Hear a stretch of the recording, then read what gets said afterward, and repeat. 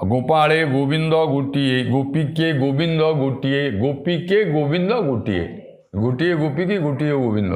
ତେଣୁ 16,000 ଗୋପାଙ୍ଗନାମାନଙ୍କ ପାଇଁ 16,000 କୃଷ୍ଣ ସେ ହେଇଯାଇଛନ୍ତି। ଏବଂ ସ୍ୱର୍ଗେ ଦେଖନ୍ତି ଦେବତାଏ, ଏଇ ଲୀଳା ଭଗବାନଙ୍କର ଏଇ ଯେଉଁ ଦିବ୍ୟ ରୂପ ଏବଂ 16 ସହସ୍ର ରୂପ, କୃଷ୍ଣମୟ ସେ ବାଲିକୁଦ ଯମୁନାର ଯେଉଁ ବାଲିକୁଦ ବୃନ୍ଦାବନ ଧାମର ପବିତ୍ର ତୀର୍ଥ ସିଏ।